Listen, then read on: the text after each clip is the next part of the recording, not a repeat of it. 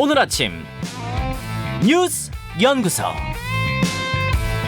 오늘 아침 뉴스의 맥을 짚어드리는 시간 뉴스연구소. 오늘도 두 분의 연구위원 나오셨어요. CBS 김광일 기자, 뉴스톱 김준일 대표. 어서 오십시오. 안녕하세요. 첫 뉴스 어디로 갈까요? 공포의 돌연변이. 코로나19 변이 바이러스 오미크론 얘기군요. 예, 지난주에 제가 누 변이라고 소개를 했던 건데요. 주말 사이에 세계보건기구 WHO가 오미크론이라고 이름을 붙였습니다. 알파벳 순서대로 하면은 뉴 변이가 되는 게 맞았는데 뉴하고 크시를 건너뛴 거죠. 건너뛰었습니다. 예. 이게 아프리카 보츠와나에서 처음 보고된 뒤에 지금 전 세계 12개 국가에서 감염 사례가 나왔거든요. 네. 그러니까 유럽은 물론 이스라엘, 홍콩, 호주에서도 확진자가 나오면서 대륙 간 전파가 시작됐다 이렇게 볼 수가 있겠습니다. 그래서 지금 각국이 다시 빗장을 걸어 잠그는 분위기인데요.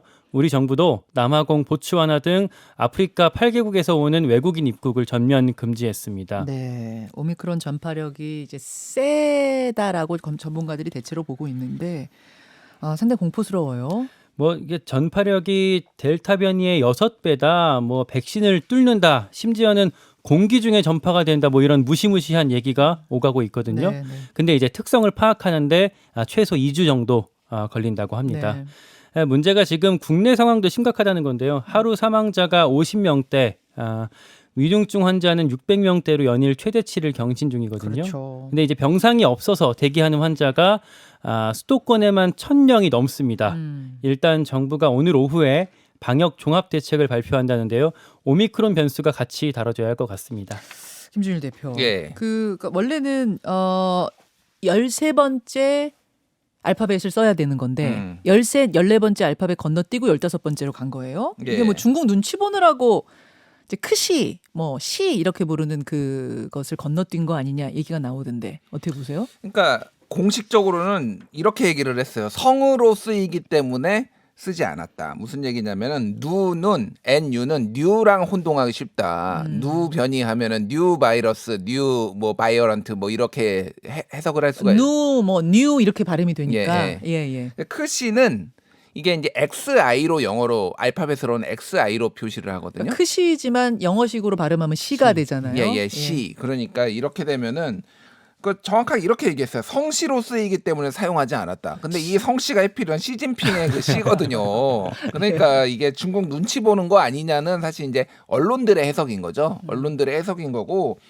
뭐 충분히 그렇게 보일 개연성이 있죠. 그러니까 뭐 지금 왜냐하면 WHO의 분담금이 미국 다음에 중국이 많이 내거든요. 맞아요. 그러면 뭐 예전에 중국 눈치 보는 일이 있었기 때문에 좀 보고 요 바이러스 뭐 오미크론 바이러스 조금만 말씀을 드리면은 네네.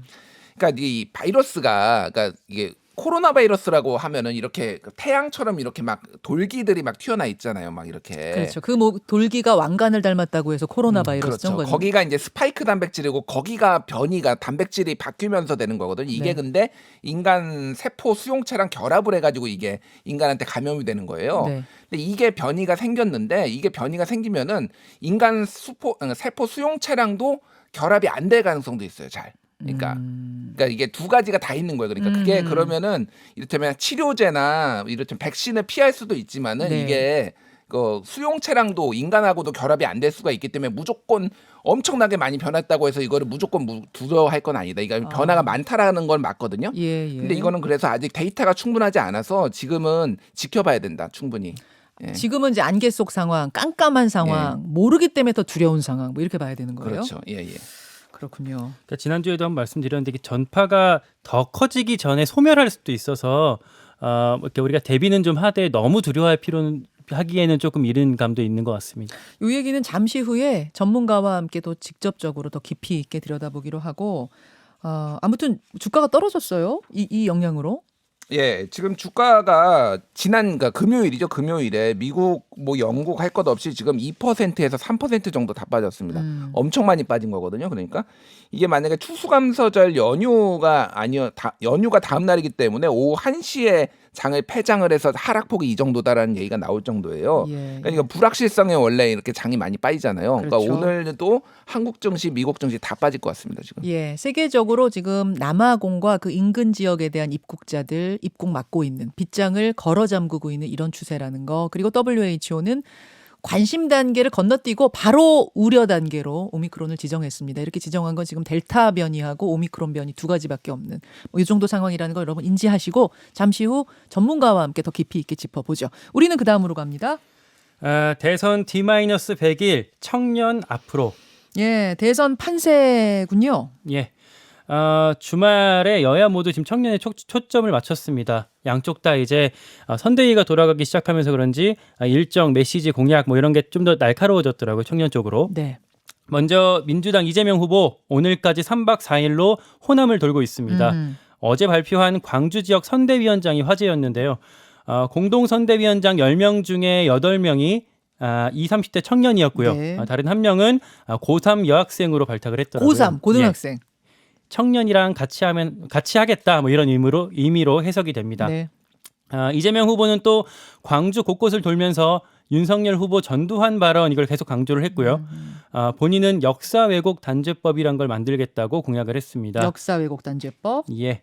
호남 일정은 오늘 오후에 전남 영광에서 마무리한다고 하는데요. 여기가 이제 이낙연 전 대표 고향이거든요. 네. 만약에 이 전 대표가 이제 여기 와서 같이 지지 호소를 해준다면 호남 지지율 반등에 도움이 될 텐데 지금으로선 가능성이 높지 않다고 합니다. 그런가 하면 국민의힘은 주말 내내 이재명 후보의 그 조카 교제살인 변호 논란에 대해서 집중 포화를 퍼부었어요. 예, 뭔가 당에서 상대 당에서 뭐를 그러니까 논평을 내느냐를 보면은 지금 아킬레스건이 뭔지를 알 수가 있는데 네. 최근에는 이 조카 살인 변호 논란인데 뭐 그러니까 데이트 폭력이란 말을 이제 이재명 후보가 썼는데 이게 어떻게 데이트 폭력이냐? 그 조카가 그러니까 일종의 스토킹이었거든요. 그러니까 헤어지자고 하고 부모가 교제를 허락하지 않으니까 찾아가 가지고 그 가족을 다 이제 그 칼로 찔러서 죽인 건데 이거를 조카였기 때문에 이재명 후보가 한 거죠.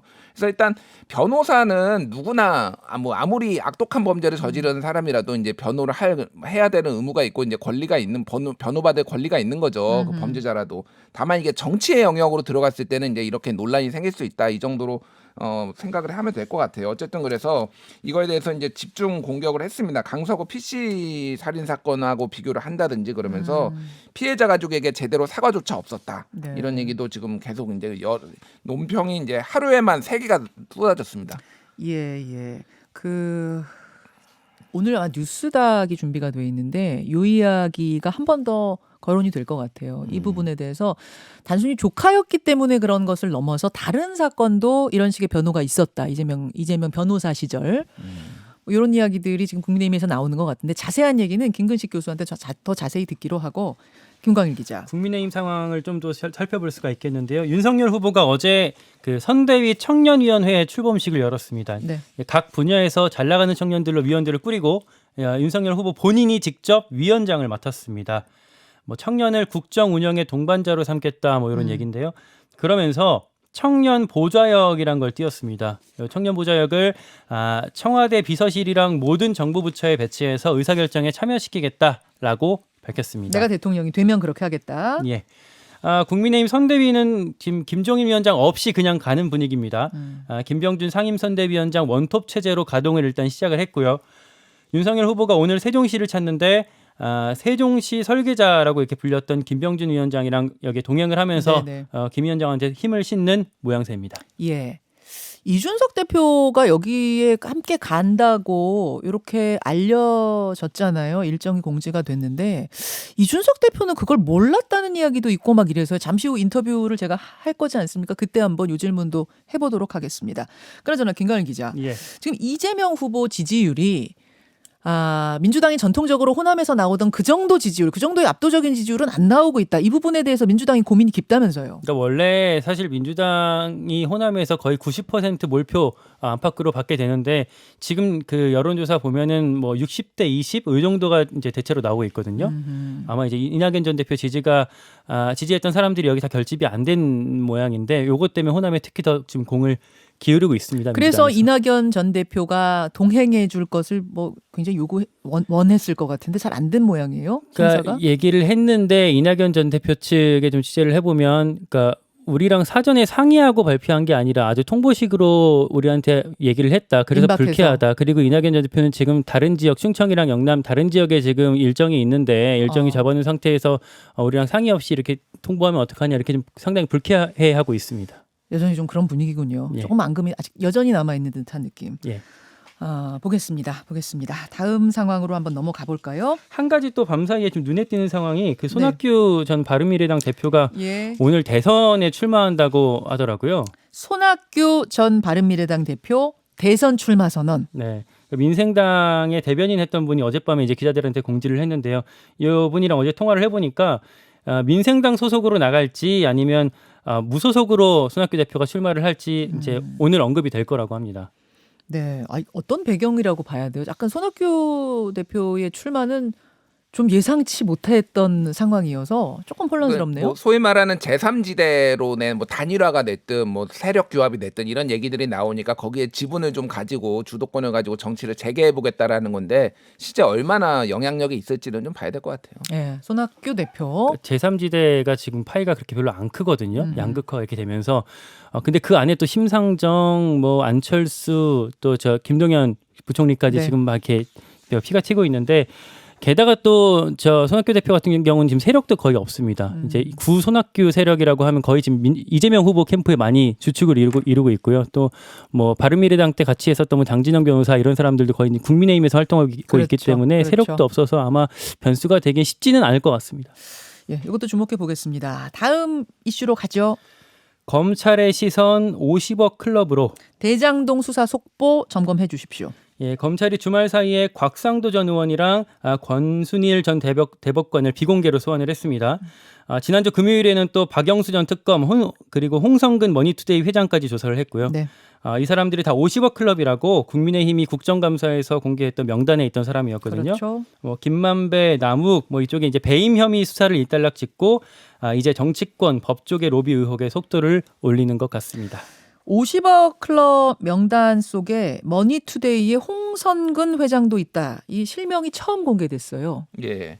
그동안 뭐 그 발표할 때도 그 이름을 공개를 안 했죠. 네네. 아무래도 언론계 인사다 보니까 좀 민감했던 건데 지금 뭐 상황을 보면은 이 조사받은 사람들이 다 처벌을 받을지 여부는 굉장히 불투명해요, 사실은. 특히 이제 박영수 특검 같은 경우에는 의혹이 여러 개가 있기 때문에 형사처벌 가능성을 배제를 할 수는 없는데 홍성근 머니투데이 회장 같은 경우에는 아무것도 없습니다. 그러니까 그 50억 클럽을 있었다라는 거 빼놓고는 만약에 그러니까 돈이 오간 거를 뭐 확인을 한다든지 네. 이런 것들이 있으면 모를까 지금은 그러니까 썰 정도에 불과하다 이 정도 보시면 될 것 같고 권순일 전 대법관 같은 경우에는 매달 1,500만 원씩 고문료 받았다는데 이게 변호사법 위반 소지가 있거든요. 그렇죠. 이런 부분들은 뭐 이 뇌물이 아니더라도 처벌될 가능성이 이제 배제할 수가 없는 거죠. 그러니까 이 머니투데이 김만배 씨가 지금은 뭐 그만뒀습니다만 기자 시절이 머니투데이 기자였던 네, 거잖아요. 그렇죠. 그래서 이제 머니투데이가 계속 나오던 와중이었는데 거기에 회장이 50억 클럽 명단 안에 있다 하니까 그럼 뭔가 개연성이 큰 거 아니야? 이렇게들 지금 얘기가 되고 있는 상황인 예. 거라는 거. 김광일 기자. 그리고 수사가 이제 지금 이렇게 넘어오긴 했지만 이제 이렇게 전망이 좀 엇갈리거든요. 그러니까 방금 말씀하셨다시피 저 박영수 전 특검이나 권순일 전 대법관 같은 경우 그리고 저 홍성근 회장 같은 경우는 아직 뭐 이렇게 구체적으로 나온 게 아니어서 이게 검찰이 형식적으로만 이제 오늘 소환해서 조사하고 이렇게 그냥 끝내는 거 아니냐 뭐 이런 관측이 좀 나오는가 하면 예. 곽영수 곽상도 전 의원 같은 경우에는 좀 이미 나온 얘기들이 뭐 처음에 저희 CBS가 단독 보도하긴 그렇죠. 했지만 나온 얘기들이 많아서 지금 구속영장 청구하는 거 아니냐 이렇게 좀 전망들이 좀 법조계에서 나오고 있습니다. 여기까지 주말 동안의 뉴스들 정리해드렸습니다. 두 분 수고하셨습니다. 감사합니다. 김현정의 뉴스쇼는 청취자 여러분의 참여로 이루어집니다. 트위터, 페이스북, 레인보우 게시판, 그리고 단문 50원, 장문 100원의 유료 문자 샵 1212, 우물정 1212 통해 참여하실 수 있습니다. 김현정의 뉴스쇼, 여러분과 함께 만듭니다.